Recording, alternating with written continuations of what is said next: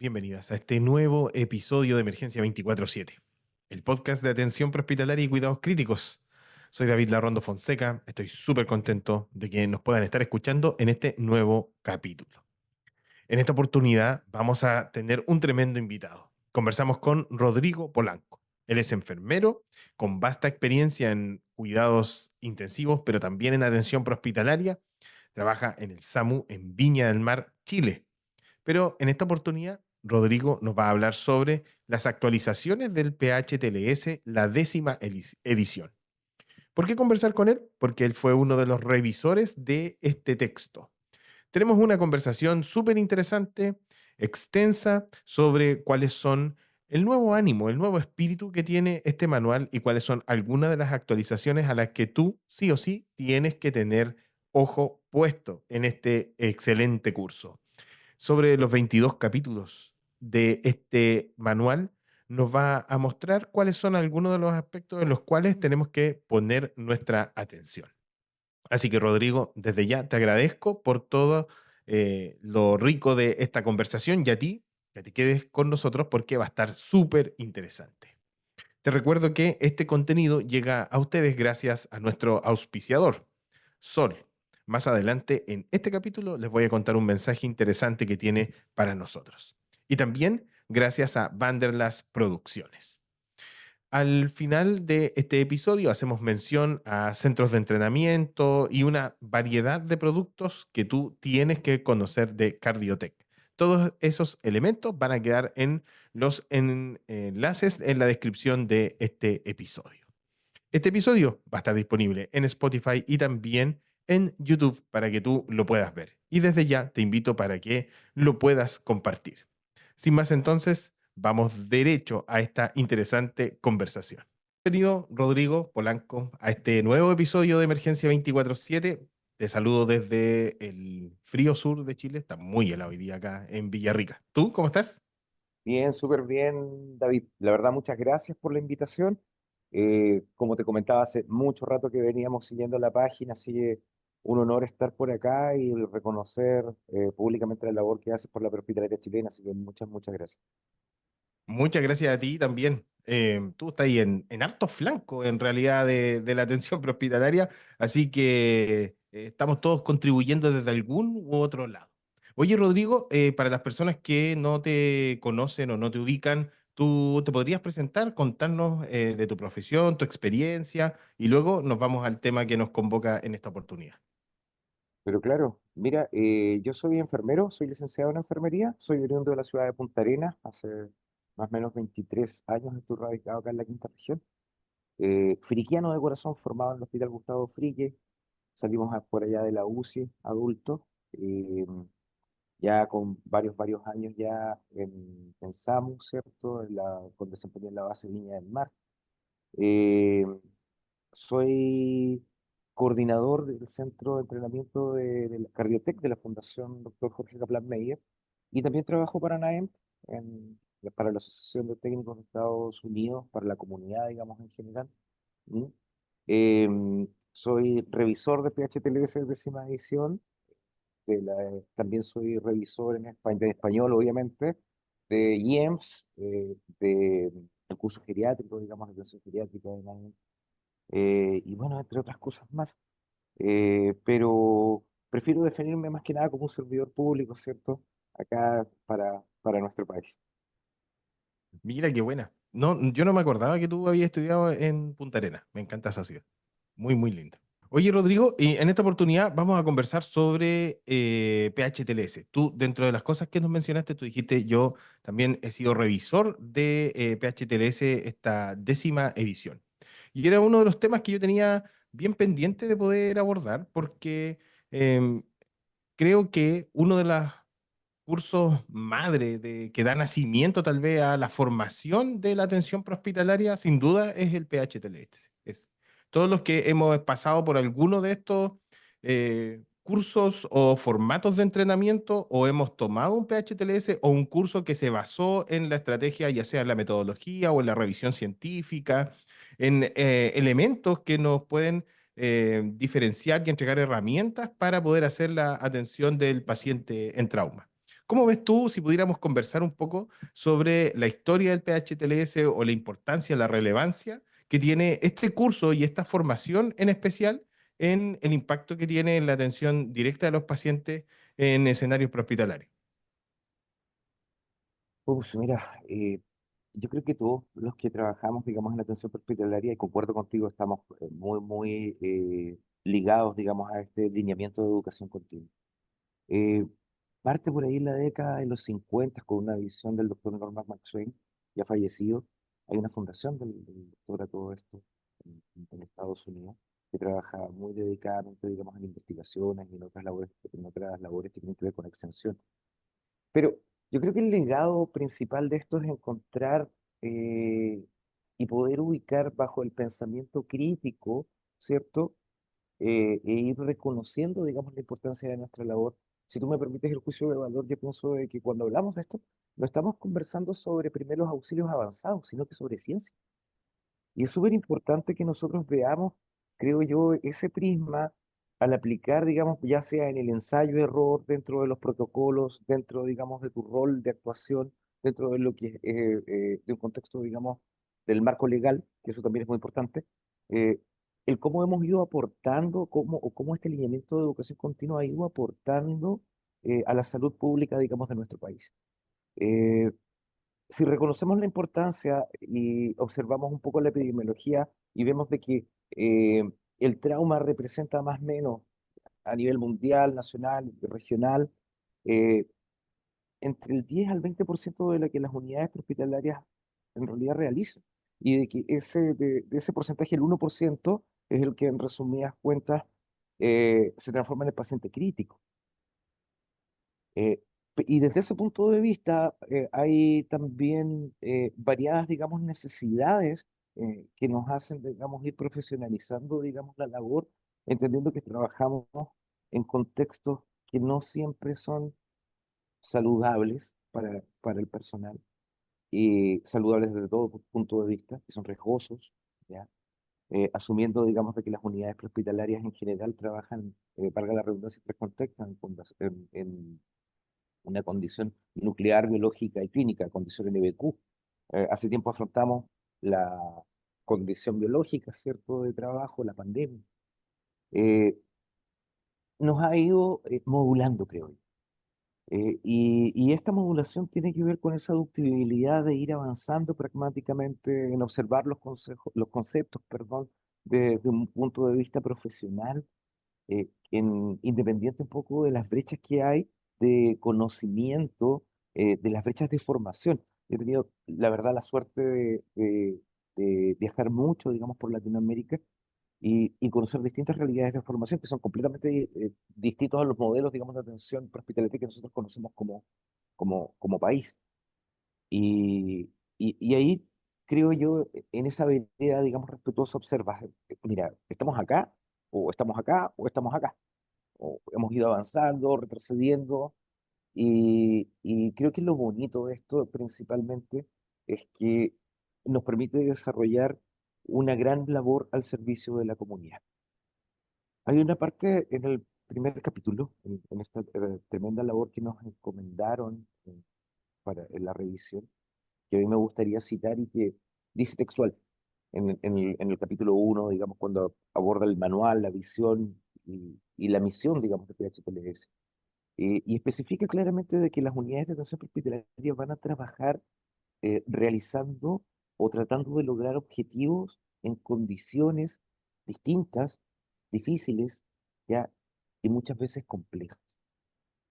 Eh, y tiene toda la razón en estricto rigor. Entonces ahí eh, logramos entender por qué, digamos, vemos a nuestra gente con un bolsito, con una muslera, eh, digamos, una tijera, porque vas a estar, no sé, nuestro país tiene una fisonomía tan larga, tan extensa, que asumamos, es súper distinto cómo trabaja el personal de prehospitalaria en el norte, cómo trabaja el personal de prehospitalaria en la zona centro-sur, cómo trabaja el personal de prehospitalaria en, en, en el sur, digamos, de nuestro país, cómo trabaja, por ejemplo, la atención prehospitalaria en la zona de Coyhaique, en, en digamos, realizando junto a los sistemas privados aeroevacuaciones. No sé, tenemos un sinfín de facetas que están al servicio de la comunidad hace ya 30 años y que sin duda PHTLS, Pre-Hospital Trauma Life Support como curso, ha sido uno de los pilares de formación. ¿M? Hoy, muy abierto a la comunidad en distintos centros, digamos, de nuestro país, y estoy seguro que independiente de las instituciones con el mismo carisma y con el mismo profesionalismo. Sí, ahí tú tocaste varios puntos relevantes, ¿ah? Pero me gustaría tomar dos en específico. Uno es que esto va más allá de los cursos especiales o los cursos que estaban destinados a los primeros auxilios o unos primeros auxilios especiales, sino tú pusiste una palabra ahí, un término que me gustó mucho, esto es ciencia. Hay una serie de investigación científica detrás, hay un análisis de la fisiología, de la fisiopatología, de cómo se comporta el paciente de trauma en escenarios prehospitalarios. Y esa es una tremenda apuesta, porque nos invita, todos los manuales, con distintos matices, con las actualizaciones, etcétera, pero nos invitan a hacer una revisión desde la anatomía, desde la fisiología, desde entender el comportamiento del evento traumático en todas sus dimensiones, los impactos energéticos, el intercambio de energía y finalmente, entonces, con herramientas prácticas para que uno lleve al campo, en la evaluación primaria, en la evaluación secundaria, me salté la seguridad de la escena, pero que lo podamos poner nosotros en términos prácticos, poder entender el concepto científico. Y eso a mí me ha gustado tremendamente. Yo siempre vuelvo a los manuales que he podido tener, porque te ayudan a refrescar elementos fisiológicos, hay definiciones ahí de fundamentos, de conceptos que tal vez en el tiempo no han variado tanto, y que te ayudan a tener una mirada súper estructural. Y el segundo punto es que así como en otros países, PHTLS ha favorecido la profesionalización de la atención prehospitalaria. Y tú mencionaste ahí, hoy en día tenemos la fortuna de contar con distintos centros que han hecho que este programa sea mucho más accesible, porque en algún minuto era bien difícil poder cursarlo, o habían pocos centros tal vez que lo podían dar, pero hoy en día tenemos una gran variedad en los cuales nos favorece acercar entonces este conocimiento y esta herramienta al resto de las personas. Y en base a eso, o colgándome un poquito de eso, te quería preguntar o que nos pudieras contar un poco sobre cuáles consideras tú que son dentro de las actualizaciones de la 10ª edición, algunos elementos a los que nosotros tenemos que poner atención. Algunas cosas que tal vez han cambiado, nuevas sugerencias, nuevas recomendaciones. Yo sé que la pregunta es súper amplia porque es un texto gigante, pero si tú pudieras elegir alguna de ellas, las que más te llamaron la atención o tal vez las que te generaron más ruido, así controversia, ¿cuáles de esas podrían ser? Mira, es un tremendo desafío lo que planteas, es un manual gigante, pero que a la vez hermoso, en donde uno se va sumergiendo un poco, como comentábamos, en esta realidad eh, y en estos mapas mentales que en resumidas cuentas logran resolver, digamos, problemas en el contexto de trauma independiente de la edad. Eh, Yo pienso y creo que en general, digamos, la visión mantiene, en primera instancia, cuando uno empieza, digamos, a hojear, digamos, el libro, el capítulo uno te trata de orientar un poco en la historia, la misión, la visión de lo que es PHTLS, ¿ya? Abordando, digamos, el contexto con datos, digamos, estadísticos, que es súper importante en ese sentido, para asumir un poco y gestionar el síndrome del trauma, verlo así, que yo creo que eso es un hito importante. ¿M? Y por otro lado, ¿cierto? Mantiene el enfoque XABCD que viene de la novena edición. Recordemos que el fenómeno de globalización trajo varias cosas. ¿Ah? Ya desde el cambio de la octava a la novena edición tuvimos un cambio muy importante, que es la mirada a la medicina táctica operacional. Y en ese sentido, eh, lo que estamos planteando no significa que nosotros vamos a vestir verde olivo o que vamos a cargar un fusil, sino que vamos a trabajar en base a estrategia. Cuando hablamos de PHTLS, por ejemplo, los cursos, yo siempre pongo este ejemplo. O sea, ¿tú te imaginas un militar eh, en un escenario real de batalla yendo a combatir sin balas? Yo creo que no.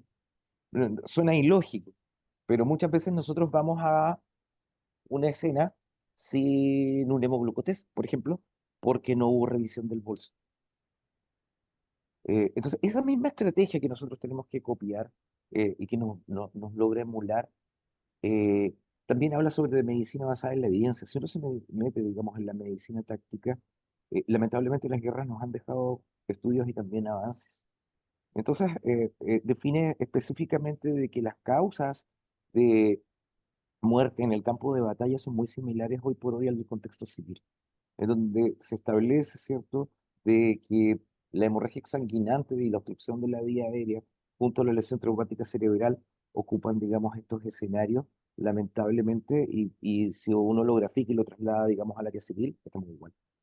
Y de ahí vienen, digamos, algunos procesos con medicina basada en la evidencia que se complementan, digamos, y que sí, claramente sí, pueden ser utilizados, digamos, en nuestro contexto. La osteoclisis, el control de hemorragias, esta visión, digamos, de manejar la X con el control de hemorragias total en escalada, digamos, con distintos, digamos, dispositivos y también procedimientos.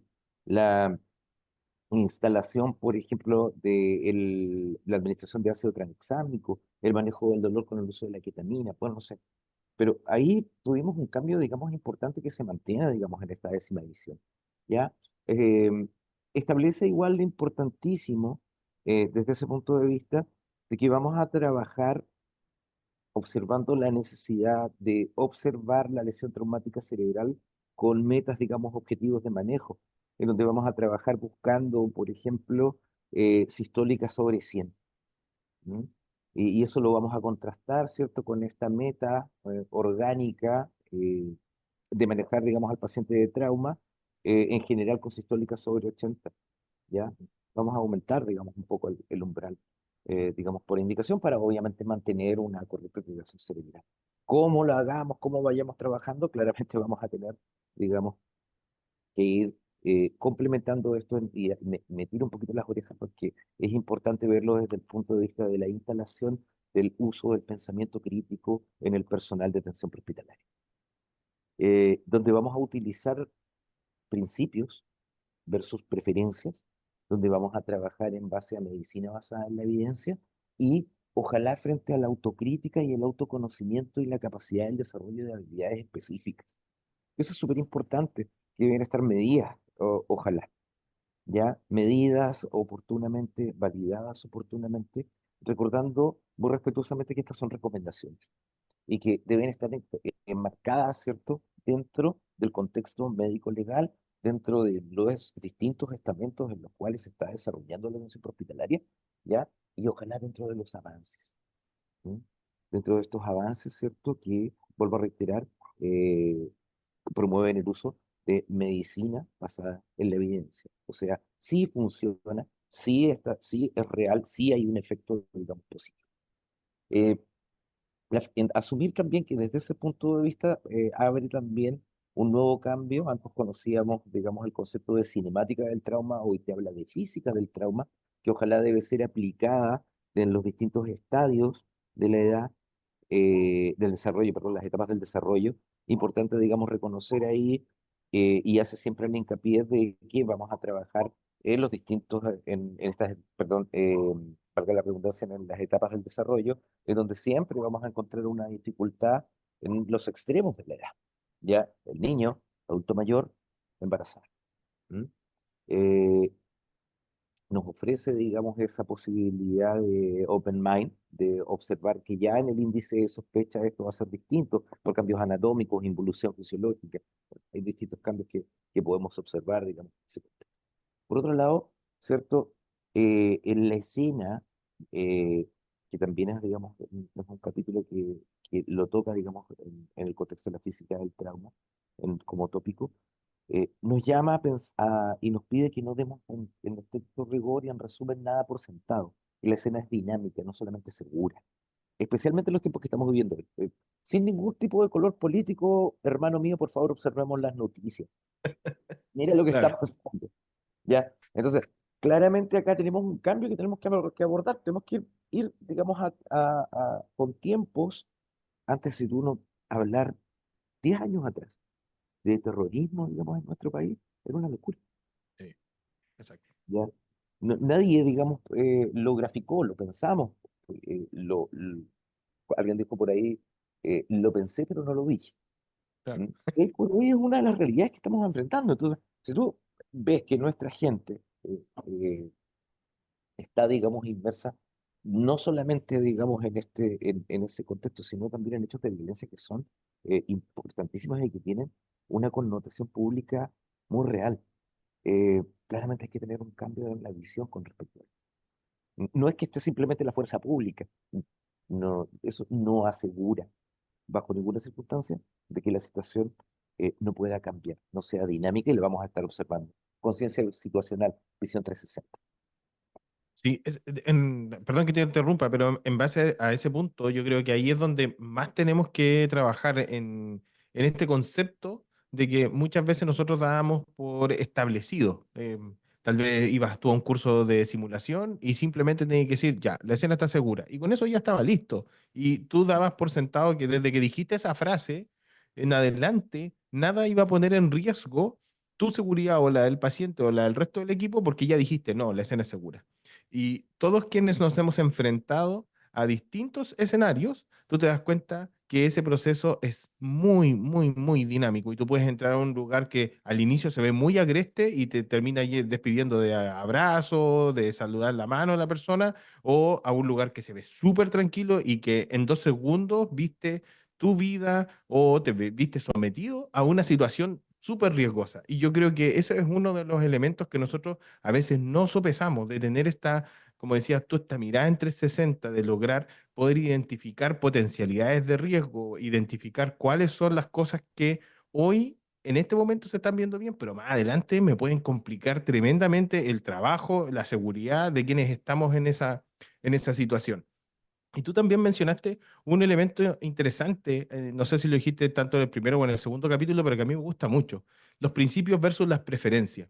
Y a veces nosotros estamos muy confundidos, entonces como a mí me gusta hacer las cosas de una forma, trato de imponer esa forma al resto de las cosas y tratar de estandarizar ya a todos los pacientes, por decir una tontera, pero que de seguro alguien se va a sentir identificado, a todos los pacientes que están tequeados a mí me gusta ponerles un teflón 14 o pincharlo en tal parte o establecerlo en tal extremidad o en tal posición. Y eso no necesariamente va a ser una buena estrategia para todo el setting de paciente y por eso es tan importante que nosotros tengamos esta flexibilidad de ir más bien a los principios. Los principios van a ser evitar el sangrado masivo, restablecer el volumen intravascular, pero no necesariamente lo que yo estoy acostumbrado a hacer o lo que me enseñaron a hacer va a ser la mejor respuesta para todos los tipos de pacientes. Y creo que en esas dos dinámicas nosotros tenemos mucho todavía por ir trabajando y por ir mejorando, porque finalmente eso nos puede ayudar a tener una visión mucho más completa y una atención personalizada. Yo siento que todos los programas, en términos generales, están yendo a poder dar una atención lo más personalizada al paciente que tengo ahí enfrente. Y antes teníamos una mirada como muy estandarizada. A todos los pacientes con X tipo de lesión tenemos que hacerles estas 3 o 4 cosas. No sé, ¿cómo lo ves tú? Mira, yo creo, David, tienes toda la razón. Es parte un poco de la formación y creo yo del proceso. Yo creo que siempre uno tiene que partir de la visión personal y te puedo comentar de que, no sé, cuando estaba eh, mucho más joven, voy a cumplir casi, me queda poquito, 50 años, ¿no? No, Ah, pero era un chiquillo. claro que sí.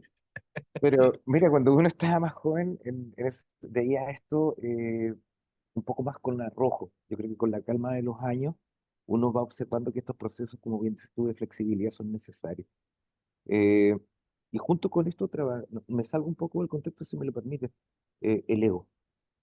El ego, digamos, es un tema complejo, digamos, de manejar en esta área, pero que es súper también necesaria de poner en el bolsillo, porque no siempre vamos a tener la razón, no siempre vamos a ser quizás los mejores en la atención hospitalaria. Tenemos mucho que aprender de, de los colegas en general, de todos los estamentos en particular, y también mucho de lo que hacen afuera.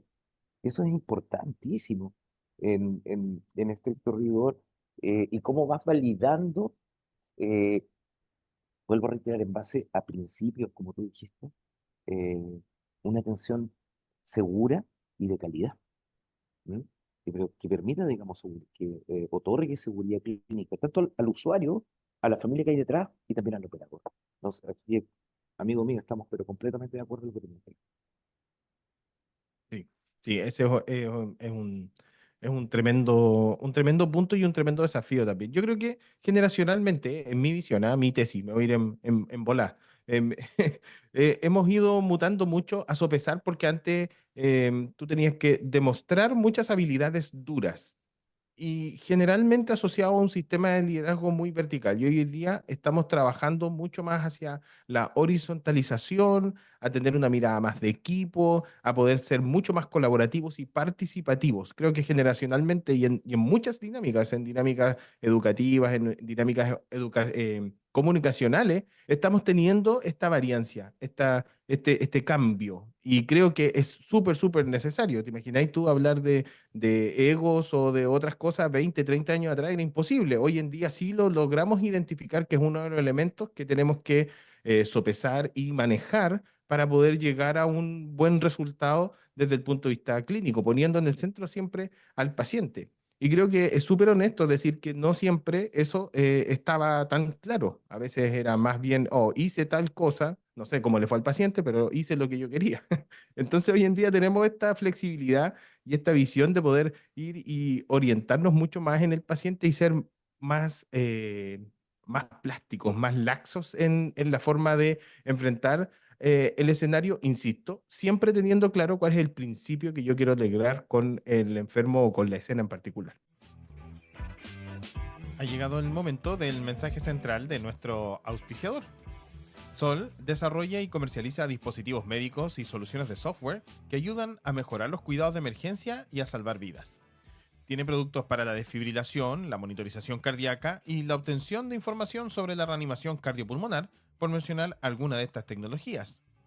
Dentro de esta gama de productos está el Sol Serie X, un equipo diseñado para trabajar en escenarios prehospitalarios y de urgencia. Te cuento que con una de las herramientas que tiene Sol, un software llamado Case Review, las personas e instituciones pueden tener acceso a los datos de los procedimientos en los que se ha utilizado el monitor desfibrilador, ya sea de la serie M, R o X. Ahora, este análisis de datos puede ser de cada caso en particular o de un grupo de casos, lo que te permite tener una herramienta de evaluación de desempeño y poder establecer estrategias de mejora. Si tú quieres conocer más de esta útil alternativa, visita entonces sol.com.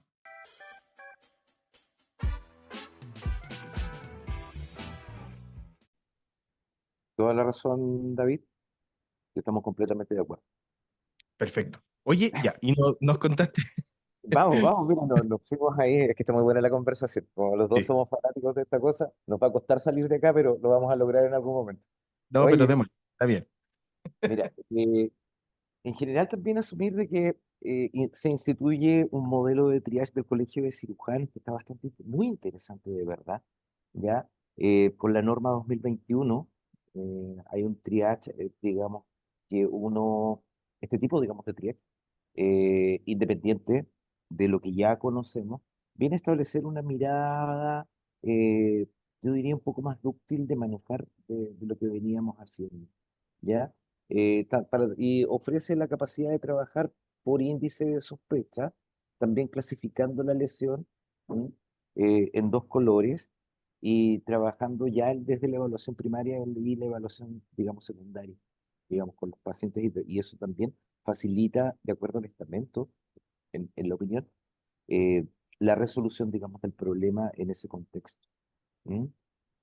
El, Se elimina la crico con aguja, definitivamente. Nos pide que vayamos a la crico quirúrgica. Mm. Eh, Mira, la verdad que con respecto al procedimiento, eh, hay un setting muy especial, digamos, con esto. Claramente debe ser protocolarizado, requiere, digamos, de un entrenamiento. Yo la verdad que entrenamiento real lo recibí en Quito, doctor Suárez, anestesiólogo del éxito colombiano, un gran instructor de NAEM. Eh, Hicimos TS2 allá en su tiempo y En escenario real, he podido realizar el procedimiento 2 veces, obviamente con la autorización clínica que requiere y todo el tema. Y claramente hay un beneficio para el paciente. ¿Por qué? Porque hay control del volumen. ¿M? Cuando estamos ventilando, digamos, a presión positiva, cosa que tú no logras, digamos, con la crico, digamos, con la punción, digamos, con aguja. Obviamente, vuelvo a reiterar, requiere de conocimiento de los puntos anatómicos, requiere de una estrategia de setting mental y también no se trata tampoco de andar realizando cricos por la vía. O sea, es el paciente correcto en el tiempo correcto, conociendo, digamos, las contraindicaciones, ¿m? del procedimiento, porque claramente las tiene como cualquier otro. Pero establece que es, digamos, el camino y que tiene que ser, a ver, tenemos que abrirnos, digamos, al debate. ¿Ya? La restricción del movimiento espinal, importantísimo, basado, digamos, en el examen físico. Nos ofrece la capacidad de examinar, digamos, a los pacientes conociendo los dermatomas, los puntos, digamos, de inervación, efecto total, y en donde vamos a trabajar en base a lo que ya veníamos conociendo de los criterios nexos, complementando con, digamos, esta situación que permita establecer de que quizás, y es muy posible, ¿cierto?, de que los dispositivos, digamos, que nosotros estábamos utilizando ¿m? Para la otrora conocida inmovilización, ¿cierto?, provocan generalmente quizás más daño, ¿ya? O potencialmente más daño, digamos, al usuario. Entendemos que esto es un cambio importante y hay que reconocer y establecer de que esto tiene también un setting y tiene un protocolo de realizar y necesitamos, digamos, de un criterio de entrenamiento. No es que estemos enviando la inmovilización a la basura, no, porque hay pacientes que realmente la requieren y debe ser utilizada correctamente, ¿ya? Pero este nuevo, digamos, concepto establece distintas posibilidades de manejo, eh, ofrece, digamos, un open mind con respecto al uso de de las camillas Scoop, eh, a las distintas condiciones que nosotros vamos a enfrentar. Y yo quiero recordar, por favor, de que independiente, digamos, de la condición que sea, que usted esté enfrentando, la inmovilización es uno de los últimos procedimientos que se van a realizar y que desde ese punto de vista, el personal de atención prehospitalaria debe estar orientado y debe orientar sus medidas de trabajo, de salvataje y sus decisiones clínicas a, ¿cierto?, combatir situaciones que amenazan la vida en el contexto de atención prehospitalaria, la obstrucción de la vía aérea y el sangramiento masivo. O sea, vamos a reanimar al paciente. ¿Vamos a restringir el movimiento? Sí, si lo requiere. Pero al último, cuando ya hayamos solucionado, digamos, el problema, ¿cierto?, que está afectando, digamos, a este paciente, porque si no, lo único que logramos es tener un paciente muy, muy bien alineadito y bien secueladito o bien fallecido. Claro. Entonces, hay que avanzar, digamos, en eso. Elimina las tablas cortas, ¿ah? Y los dispositivos cortos, digamos, de inmovilización. Dice, no, eso ya no corre, no tiene, digamos, absolutamente ningún beneficio. Así que las tablas cortas, dejarlo, regalarlas a las unidades clínicas, ¿cierto? Para que puedan realizar masajes, si es que no tienen, digamos, apoyo de superficie, esas cosas, pero ya no van, no está. Eh, con respecto al trauma torácico, hace un hincapié y refiere que trabajemos directamente, ojalá, con parches de 3 puntas o parches ventilados, HIFE, ¿ya? Y principalmente toma matrimonio, digamos, con dispositivos, no porque acá no hay ningún conflicto de interés en ningún sentido, ¿ya? Pero nos hace, creo yo, profesionalizar la labor y te dice, mira, esto sirve y está validado en qué sirve y que claramente tiene, digamos, un índice metodológico y científico ya medido. Entonces, por lo tanto, el Art Attack, como lo plantea este humilde servidor, ya no va. Y yo creo que tú estarás de acuerdo conmigo, David, que es súper importante que profesionalicemos la labor. Yo no me imagino un Art Attack en las UCIs, no, bueno, hacemos un poco de repente, pero generalmente viene todo paquetizado, viene todo estéril, viene todo. Ese es el nivel de trabajo que ojalá debiéramos lograr. ¿Mm?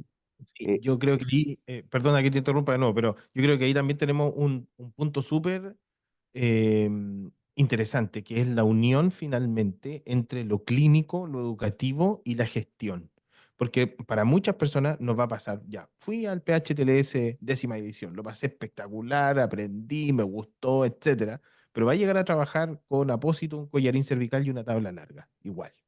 Entonces, se les genera a veces a las personas esa discrepancia en que no necesariamente cuentan con todos los dispositivos que vieron en el entrenamiento. Entonces, por eso te decía yo que tenemos que jugar con esa unión que tiene que haber y esos procesos son absolutamente necesarios. Es decir, hoy en día contamos con muchos dispositivos que son necesarios para la atención del paciente de trauma y que probablemente antes no estaban vistos así y por lo tanto no estaban levantados los requerimientos, no estaban asignados los recursos, no había entrenamiento en el uso del dispositivo en particular. Tal vez antes decíamos, oye, necesitamos torniquetes y tenía ahí un modelo que era el que llegaba al país. Hoy en día tú tienes una variedad, pero gigante de torniquetes con las cuales hay que puedes utilizar, inmovilizadores pélvicos, no sé, en fin, tú conoces mucho más, pero resulta que hoy en día tenemos una amplia gama de dispositivos y es súper necesario que esos elementos se puedan incorporar desde el punto de vista de la gestión porque las unidades lo van a requerir y, como hemos dicho, es la ciencia, son las investigaciones científicas las que están demostrando de que lo clásico, comillas, que utilizábamos nosotros en atención de trauma, no es para todos los pacientes, a muchos les va a generar daño y necesitamos tener entonces otras herramientas, literal, otras herramientas para poder satisfacer las necesidades de los pacientes. Así que probablemente, yo sé que no es parte del programa educativo, pero es uno de los desafíos que todas las unidades de atención prehospitalaria tienen que sortear. Hay que hacer el levantamiento de los nuevos requerimientos que vamos a tener de acuerdo a las necesidades, a las necesidades del paciente y la actualización en la entrega de cuidado. Mira, yo creo que si uno mira hacia atrás, un poco, y también después del desarrollo y el boom, digamos, de las redes sociales, permitió una interconexión. Y también, eh, creo yo, un avance por medio de las personas que realizan gestión en nuestro país. Y esto va avanzando, va avanzando. Claramente, oye, como tú dices, a veces se puede generar, digamos, un poco de frustración si es que no tengo, digamos, lo que viene un curso o algún dispositivo, digamos, en general.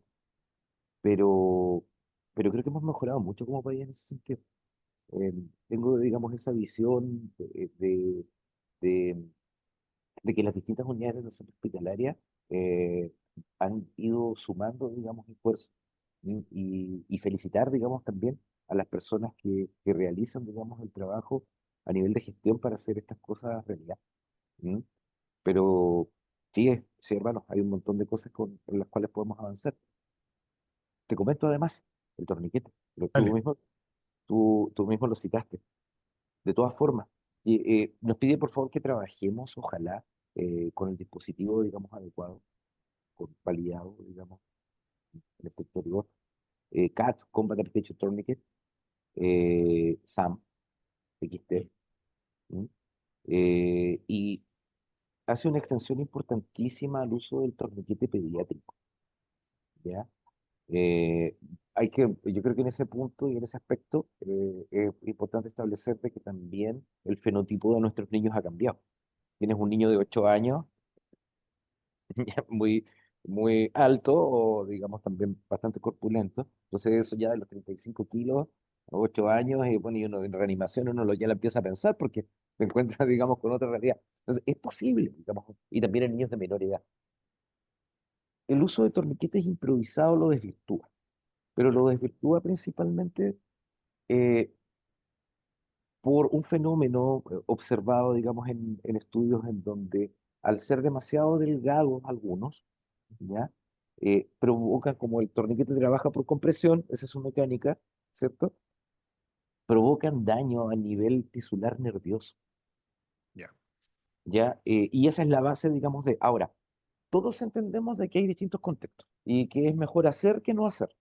Entonces, lo lógico es, no sabes que no tengo el torniquete, pero alguien está sangrando, entonces no le pongo nada, no instalo nada porque no tengo un torniquete, digamos, convencional. Eh, Obviamente, hay que ir avanzando, como comentabas tú, por medio de la gestión, implementar esto, y no solamente, y yo creo que es súper importante, no solamente observarlo desde el punto de vista de la atención directa en el contexto de salud pública o privada en la atención hospitalaria, sino también en los cuidados que podemos implementar en el hogar, ¿ya? Eh, Nadie le desea mal a nadie, pero claramente hay riesgos asociados a la vida, inherentes a la vida diaria, en donde podemos, digamos, tener eh, una situación compleja de asumir. Las unidades de protección civil en el control de hemorragias, ojalá debemos avanzar.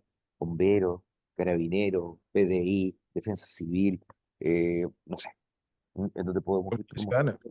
Sí, oye, se me olvida, los chiquillos de seguridad ciudadana, hemos trabajado mucho, pero mucho nosotros con 1414 los chiquillos de Providencia, forman, yo los veo y siempre se los digo cuando hemos tenido la oportunidad, ellos son, y se me va a caer el carnet, New Kids on the Block, los chiquillos nuevos en el barrio, ya en atención, digamos, prehospitalaria como primeros respondedores. ¿Mm? Entonces, felicitar independiente, digamos, de la unidad, de la municipalidad a la cual trabajen, a todas estas personas que muy dedicadamente realizan una gran labor y que se han convertido en primeros respondedores por defecto. Mm. Eh, El por otro lado, programa. Chuta, estoy te interrumpiendo a cada rato, pero sorry. El no, programa el programa Stop the Bleed y la campaña que existe detrás de eso ha ayudado también tremendamente a poder masificar este tipo de técnicas y conocimiento, no solamente, como decías tú, en los ambientes sanitarios, sino que democratizarlo, como le gusta decir a algunos, sociabilizarlo, no sé el término, pero en definitiva que muchas personas puedan tener acceso a el dispositivo y el entrenamiento correcto para poder utilizarlo por circunstancias muy crueles, muy nefastas, pero de alguna u otra forma, hoy en día socialmente es mucho más conocido un torniquete o qué hacer frente a una herida que sangra profusamente que lo que probablemente era mucho tiempo atrás. Y creo que eso hay que reconocerlo y ponerlo sobre la mesa. Es una muy buena estrategia de salud pública, de seguridad pública, en definitiva. no, de todas formas. Mira, lamentablemente, con todos los hechos de agresiones, digamos, y el fenómeno del tirador activo, digamos, en Estados Unidos, Stop the Bleed, que es un curso de la Casa Blanca, eh, junto con el Colegio de Cirujanos, viene, digamos, a implementar esto en la población. Mira qué complejo. Ya, pero desde ese punto de vista, como dices tú, ha sido un tremendo puntal, un refuerzo un poco para apuntar a las medidas de salvataje adecuadas en el contexto de atención hospitalaria como primer respondedor. Hay que hacer el paréntesis igual de que NAEM, ¿cierto?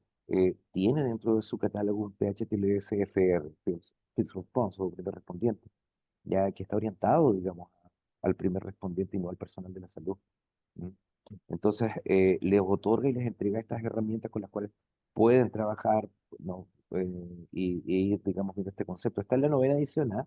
No hay PHTLS-FR décima edición, pero mantiene, digamos, la misma dinámica. ¿Mm? Entonces, es un hito, yo creo, no menor, digamos, de plantear. También nombraste tú la faja pélvica. Y Ya. claro que sí, es un cambio importante. Y te dice, y especifica, digamos, claramente de que vamos a tratar de dejar de utilizar dispositivos improvisados como las sábanas, ¿cierto? El famoso chaleco de extricación al revés que usábamos antes. Ya, no sé. Sino que vayamos a la faja pélvica, claramente tiene un beneficio. Eh, Ayer tuvimos en campo real, en escenario real, un- una atención, digamos, directa de trabajo. Obviamente no vamos a tocar el punto, sabemos que existe un-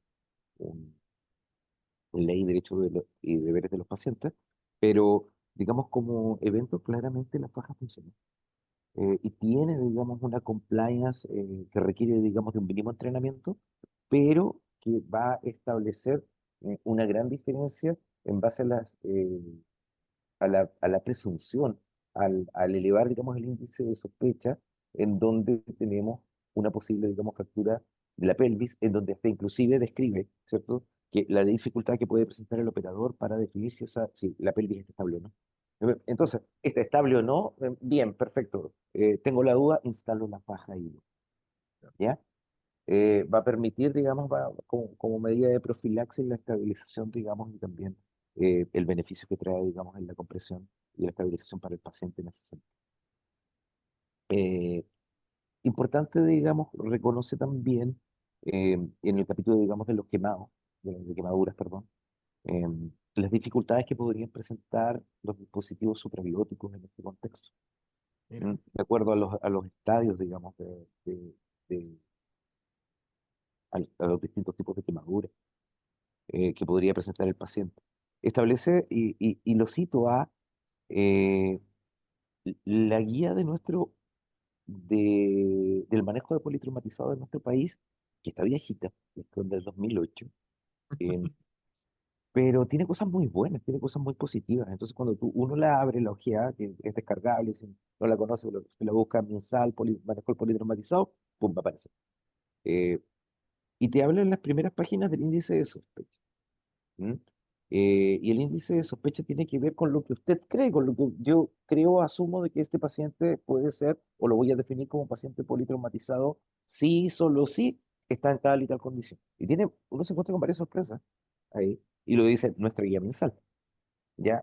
Pero cuando habla, digamos, del gran quemado, digamos, en ese sentido, dice que, bueno, hay varias condiciones en las cuales se va a asegurar, digamos, directamente la vía aérea, ojalá en el día, con un dispositivo, digamos, avanzado el aire, avanzado, digamos, de la vida aérea que vendría siendo, ¿cierto? El tubo endotraqueal. Ahora, claramente esto requiere, digamos, de entrenamiento, lo plantea igual también en el manejo con el uso de la aparición, digamos, de conceptos como la validación de la secuencia de intubación rápida y también el proceso de intubación asistida por medicamento, en donde vamos a tener distintos dispositivos auxiliares y también distintas mnemotecnias como Heaven y Lemon para poder establecer si vamos a tener un manejo, digamos, adecuado, un valor predictivo, digamos, de evaluación de manejo, digamos, en la vía aérea. Reitero, obviamente tiene que ver con las capacidades individuales, con los protocolos locales, con la indicación, digamos, médica que tengamos, ¿no? Y con el estamento, ¿no? Recordando que hay cosas que tenemos prestadas, que vienen, digamos, de la atención médica general. Eh, la prevención de lesiones es un tópico súper importante que aborda el libro y que tiene que ver con la detección también de enfrentar un poco los cambios que estamos observando. Estaba leyendo el otro día un paper que hablaba sobre, por ejemplo, de la evolución que ha tenido el trauma con respecto a la electromovilidad.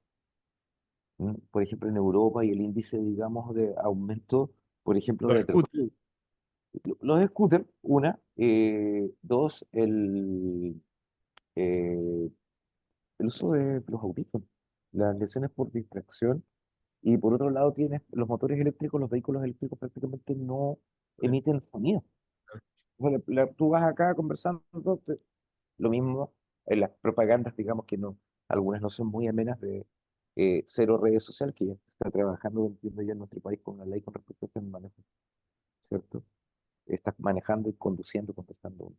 Hago un llamado muy respetuoso a la prevención eh, en ese sentido, o sea, si es algo grave te van a llamar. Mm. Nunca va a entrar por WhatsApp, nunca va a entrar por Facebook, siempre hay tiempo.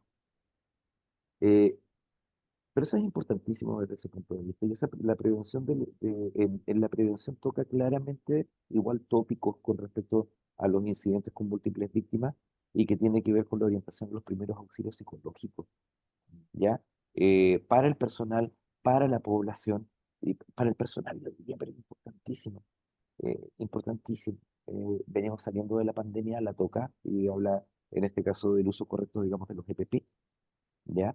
Y ahí, junto con eso, en incidentes con múltiples víctimas, también viene un capítulo, digamos, apartado que tiene que ver con la medicina táctica operacional civil y el desarrollo de los teams. No quisiéramos hablar de esto, pero es una realidad, digamos, en otros países, Reino Unido, por ejemplo, en donde hay, digamos, personal de atención hospitalaria que tiene que el entrenamiento y la capacidad, ¿cierto?, de otorgar cuidados bajo fuego.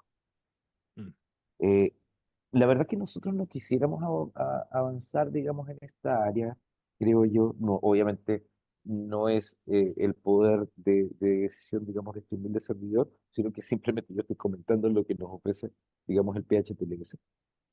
Pero como ciudadano y también como funcionario público, vemos ostensiblemente cómo este tipo de agresiones y el fenómeno, digamos, del tirador activo, mire que ojalá lo vayamos observando en Estados Unidos. Estas modas se globalizan. La radicalización en un sentido también existe. No queremos que eso sea, pero yo creo que prevenir es mejor que curar y abordar directamente estos temas y ver estas realidades y también saber qué nos sirve, digamos, en este caso. Yo creo que es un avance, pero eh, grandísimo, ¿ya? Sobre el Sí, trauma, perdón, sí, sí, sí, adelante. perdón. Ahí tenía solamente un comentario, o sea que efectivamente no son realidades que uno quisiera normalizar ni fomentar, muy, muy lejos de aquello. Pero también sería bastante necio, desde mi punto de vista, desconocer que es una realidad que en algún momento puede ser nuestra. Y como tú has repetido en un par de, en varios momentos de esta conversación, la prevención y el diseño de estrategia es la clave para poder minimizar el riesgo en cualquier escenario complejo y más aún en atención prehospitalaria. Entonces creo que el hecho de que hoy en día no sea una cosa frecuente, o tal vez en algún escenario sí lo es, no significa que no tengamos que estar preparados para ese tipo de situaciones. Entonces, la preparación de aquello y el diseño de estrategias también requiere tiempo. No es que nosotros digamos, ah, ya, vamos a preparar a un equipo ahora, ya, desde mañana están listos. Sin duda que eso va a requerir mucho tiempo de poder articularlo además con el resto de instituciones que participan en la seguridad nacional, el marco legal y un montón de otras cosas. ¿No? Sin duda que sí, pero creo que son cosas que nosotros tenemos que ir viendo y preveyendo porque aunque no lo queramos que suceda, en algún momento nos vamos a ver sometidos a la situación y en esos escenarios estar improvisando es lo peor de todo. De todas maneras, observábamos, mira, ayer con mucha pena, mucho pesar, el fallecimiento en Santiago de un niño, eh, porque un hermano encontró una pistola que alguien dejó por ahí en no sé qué contexto, y lamentablemente se descargó y su hermanito, digamos, de 8 años falleció. Mm. Entonces, esta realidad está, ¿ya? Entonces, ¿qué nos sirve? La observamos, necesitamos el insumo determinado, vamos a trabajar perdón, con mensaje hemostático, ¿es necesario? O una gasa nomás. Entonces, yo creo que está. Y por ahí, digamos, ir avanzando, pero estos fenómenos lamentablemente son observables, y creo nos podemos preparar, David. Para continuar, mira, también habla sobre el trauma ambiental. Importantísimo asumir el cambio climático, ¿ya? Y ese cambio climático tiene que ver, digamos, con todo este proceso, eh, el- los fenómenos, digamos, de temperaturas extremas, frías o calurosas, altas, claramente cobran bien y tienen, digamos, un abordaje distinto. El ahogamiento nos pide que lo veamos como un proceso, y como un proceso en donde existen, digamos, tres estadios. La muerte, digamos, definitiva, ya la supervivencia con lesiones y la supervivencia sin secuelas. Y para ello propone también un manual, digamos, de acción, que está orientado y está extraído, digamos, de la labor que cumple el Departamento de Bomberos en el Reino Unido, y habla sobre un protocolo de la edad y la temperatura del agua, con respecto a saber cuándo vamos a trabajar en búsqueda y rescate. Se enlaza igual con Wilderness, con los primeros auxilios en lugares remotos, y propone claramente de que las habilidades requeridas, digamos, en estos contextos, que pueden estar orientadas desde el PHTLS, desde ATLS también, en el contexto, digamos, médico, eh, no siempre van a servir y que vamos a tener que improvisar. Entendemos que, obviamente, si hay alguien en una montaña o en lugares, digamos, de acceso remoto, requiere de un trabajo de dinámicas, digamos, distintas, de técnicas de acarreo distintas y también de una tremenda capacidad de improvisación. Establece también la necesidad, ¿cierto?, de argumentar y de identificar el maltrato en el adulto mayor en los niños, ¿ya? Y también la violencia intrafamiliar, independiente del género. Eh, Esas son, digamos, pesquisas en general. Mira, yo creo que podríamos, en la visión, digamos, de lo que tú me comentaste, me consultaste, perdón, hermano mío, creo que esa es la visión que podría compartirles muy respetuosamente. Hay muchas cosas más, de verdad, o sea, está muy interesante, está muy entretenido, eh, así es que invitarlos, digamos, a desarrollar, obviamente, desde el punto de vista educativo, y se me queda algo súper importante. ya el IFAST, la inclusión del IFAST en atención prehospitalaria. Esto ha tenido, digamos, un tremendo impacto y lo tiene, digamos, en el paciente. ¿M?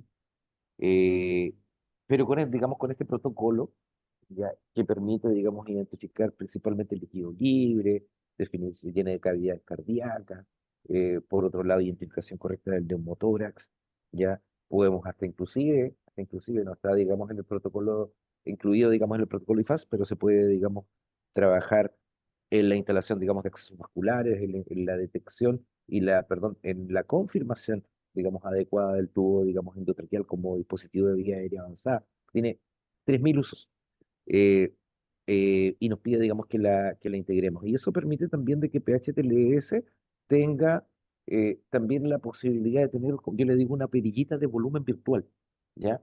Porque obviamente, ¿cierto? En este caso podemos aumentar el nivel de intensidad, digamos, en las simulaciones clínicas. eh, en el caso, digamos, que sea necesario, hay que nombrar, digamos, esto, pero también yo creo que uno tiene que ser responsable y no formar una falsa expectativa para quien lo va a utilizar. Siempre lo he planteado así, el conocimiento no ocupa espacio y no reconoce estamento, ¿ya? Pero tenemos funciones en nuestro país que están adecuadas, adscritas a cada, digamos, estamento, valga la redundancia, y que requieren, digamos, de una visión y una mirada distinta en este sentido. Eh, pero el IFAS llegó para quedarse, y es y representa, digamos, una tremenda herramienta. Obviamente los casos han cambiado, ¿ah? Y se han ido modulando. A mí me tocó revisar ahí, les comento, como 15 de los casos clínicos. Eh, y la verdad que vienen muy, muy entretenidos.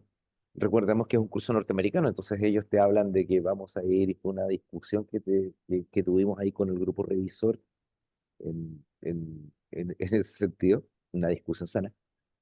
Si trabajábamos o definíamos hospital de alta, baja o mediana complejidad, o cómo lo íbamos a manejar para que esta traducción, porque el norteamericano te dice traslada al hospital de trauma, y claro, tienen uno cada 3 cuadras. Claro. Nosotros no. ¿Ya? Entonces, eh, ahí hubo un debate muy, muy bonito, pero está muy entretenido, en sí, digamos, para generar el desarrollo de pensamiento crítico, eso es súper importante. ¿Mm? Para obtener una respuesta, como volvemos al inicio de la conversación, querido David, para obtener una respuesta positiva en el impacto, digamos, en las personas, eh, a las cuales estamos atendiendo. Eso en general, creo que mira, para mí en lo particular, esos son como los tópicos, yo diría que son los más importantes. Insisto, son muchas cosas más. 22 capítulos de adrenalina, eh, 22 capítulos llenos de conocimiento y 22 capítulos para integrar, digamos. Sí, sí, te agradezco porque hiciste un resumen, nos llevaste desde lo general a elementos particulares. Me encantó cómo pudiste contarnos sobre no necesariamente los cambios en específico, sino que cuál es la nueva visión, cuál es el nuevo espíritu que tiene esta revisión de la 10ª edición del PHTLS.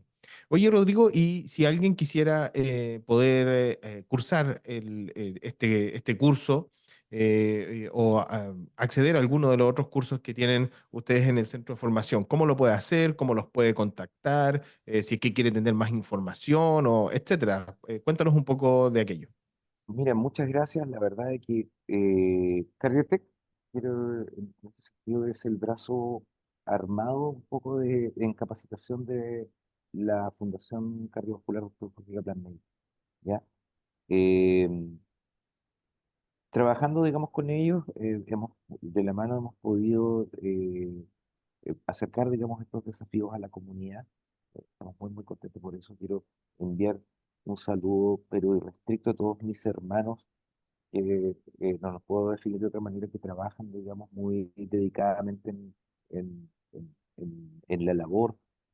Son muchos, que en realidad nombrarlos a todos creo que sería injusto porque puede ser que se me quede alguien en el tintero, pero Jocelyn Price, Emilio Grobaroni, Marcos Basáez, Cristian Contreras, Percy Hernández, Roberto Rojas, José Llanedel, Edison Silva, todos Hay Francesca Carú, eh, Sheila Sánchez de Calama. Mm. Están, estamos en todas partes en realidad, gracias a los chicos Milva Villarruel en el sur, Ivo Venegas preparándose en los hornos junto a Caco López. ¿No? Eh, la verdad es que muchas gracias, de verdad. El equipo de logística, Montserrat Moraga. ¿No? Hace poquito no, por razones, digamos, individuales, nos dejó Marcelino Josa, ¿sí? Nombrar a Filipo Bravo, técnicos que fueron, digamos, y siguen siendo parte en el corazón de Cardiotec y de la Fundación en el desarrollo, digamos, de gestión. Y nos pueden ubicar en las redes sociales, Cardiotec con K, ¿ya? Ahí estamos siempre, está el personal administrativo trabajando, ¿cierto? La respuesta, los diseñadores gráficos, el periodista, en general. Como te digo, enviar un tremendo abrazo para ellos, un gracias también. Eh, y como les comentaba, las redes sociales también puede ser por correo, contacto@cardiotec.cl, contacto@cardiotec.cl. Y por otro lado, definir de que, si me permites un poco la conclusión, David, de que Adelante, adelante, dale. PHTLS es una parte del tremendo catálogo de formación continua que tienen adentro y lo podemos complementar, digamos, con otros modelos de educación continua, por ejemplo, el soporte cardiovascular básico y avanzado, que es completamente necesario de manejar, independiente de la corriente, ya sea EXI, AJA. Ujú. Sí ha llegado, digamos, también para pintar una propuesta, digamos, en este sentido en nuestro país.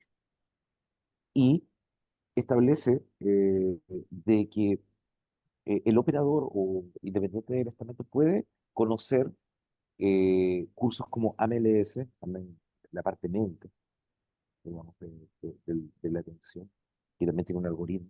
Los cuidados psicológicos, PITIT. Mira, prontito vamos a estar en Coyhaique con los chiquillos eh, de bomberos trabajando en cuidados psicológicos en este modelo.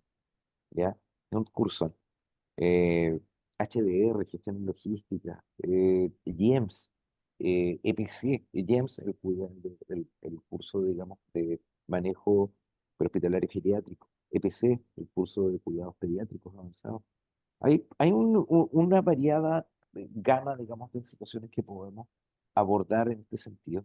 Y junto también a otros, digamos, al diseño de trabajo cerrado que podemos realizar con instituciones que estamos trabajando mucho con distintos servicios de salud eh, para poder desarrollar el manejo de emergencias y desastres.